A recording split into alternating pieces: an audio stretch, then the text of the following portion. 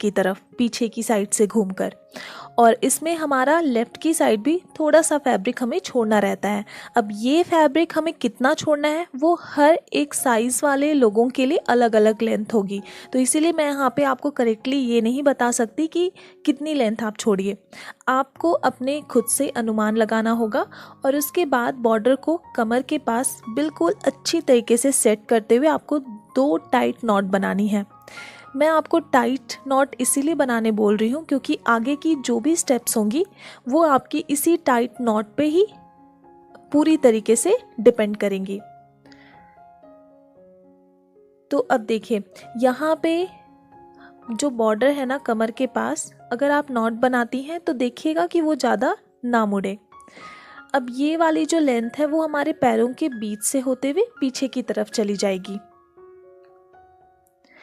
अब यहाँ पे जो फैब्रिक हमारा पीछे की साइड पे मुड़ जाता है, आपको ध्यान रखना है कि बॉर्डर जो हमारे पैरों के ठीक पास से घूमा है उसको हमें आगे की तरफ रखना है इस तरीके से, और इस बॉर्डर को आगे की तरफ रखकर हम बाकी सभी लेंथ को प्लीट्स में अरेंज कर देंगे।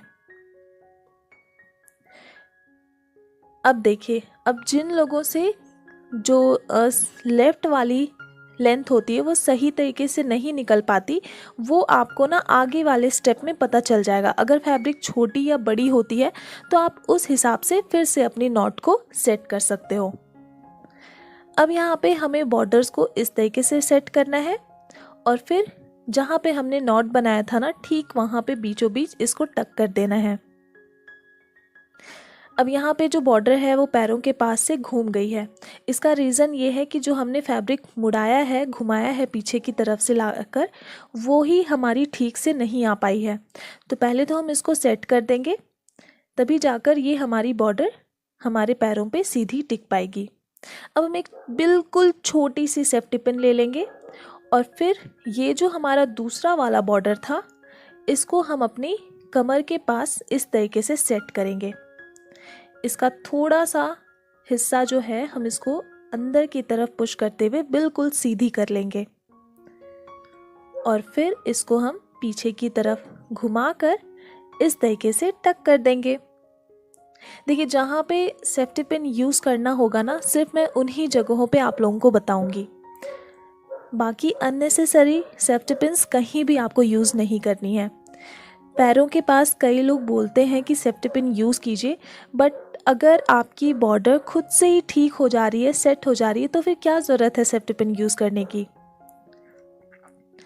अब पीछे की फैब्रिक को टक करने के बाद ही हम अपने यहाँ पे सेफ्टी पिन यूज़ करेंगे, क्योंकि हमें पता नहीं होता कि पीछे की साइड पे कितनी फैब्रिक घूम रही है और कितना फैब्रिक टक हो रहा है, तो उसी के हिसाब से ही हम बाद में यहाँ पे पिन यूज़ करेंगे। अब देखिए, एक सेफ्टी पिन ना हमारे बैक साइड पे भी यूज़ होगा, लेकिन वो अभी नहीं होगा। जब हम दूसरी पैर को भी सेट कर देंगे ना, उसके बाद दोनों ही साइड की फैब्रिक को साथ में लेकर हम सेफ्टी पिन लगाएंगे। तो ये देखिए, हमारा लेफ्ट लेग का जो भी ड्रेपिंग था वो कंप्लीट हो चुका है एकदम परफेक्टली। अब हम इसी तरीके से राइट की फैब्रिक को भी ले जाएंगे पीछे की तरफ, और जो भी बॉर्डर यहाँ पे घूम रहा है ना, इसको हम यहीं पे सीधी करती हुई चलेंगे। अब हमारा ये जो है पल्लू वाला पार्ट है, तो इसमें हमारा ये जो नीचे वाला बॉर्डर है, इस बॉर्डर से हम स्टार्ट करेंगे प्लीट्स बनाना, क्योंकि ये बॉर्डर हमारे पैरों के बिल्कुल ऊपर की तरफ ही रहेगा। तो इसीलिए बॉर्डर की जितनी चौड़ाई है हम उसी के अकॉर्डिंग लेते हुए चलेंगे फैब्रिक, और इसी से हमारा ना अंदाज मिलेगा कि दूसरे साइड पे भी हमने बॉर्डर ही लिया हुआ है।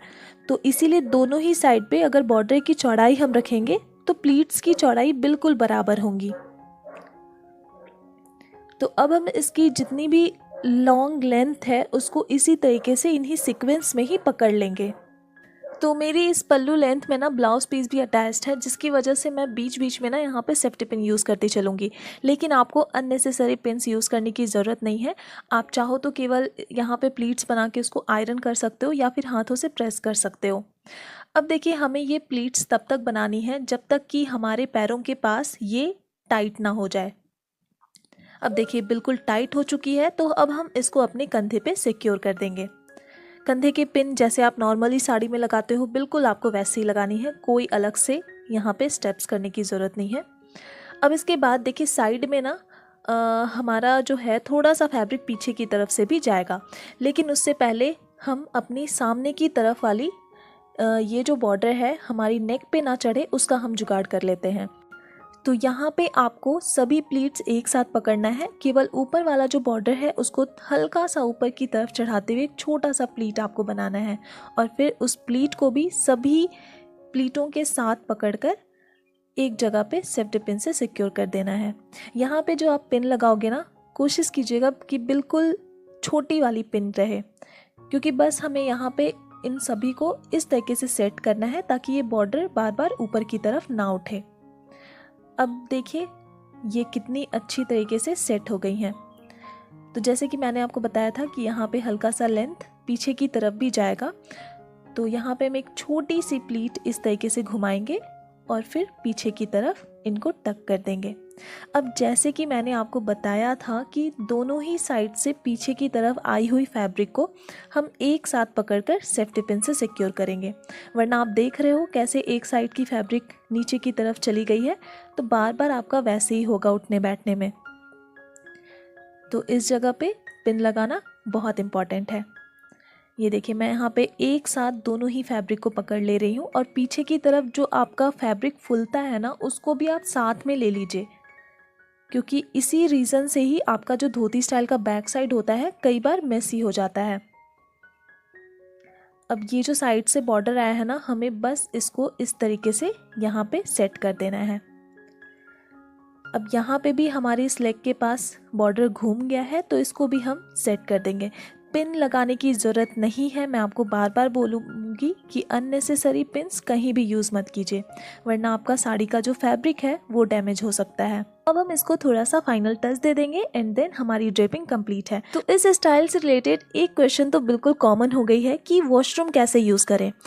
तो मैंने इस पे एक सेपरेट वीडियो बनाया है इसी स्टाइल पे। आप उस स्टाइल में चाहो तो वॉशरूम भी आराम से यूज़ कर पाओगे। अगर आपने वो वीडियो नहीं देखी है तो लिंक मैं आपको प्रोवाइड कर दूंगी डिस्क्रिप्शन बॉक्स में, और ये वीडियो आपको आई बटन पे भी दिख रही होगी, तो आप उस पर क्लिक कीजिए और देखिए डिटेल्स कि कैसे आप इस स्टाइल के साथ वॉशरूम यूज़ कर सकती हैं। मैं मिलती हूँ अब नेक्स्ट वीडियो में।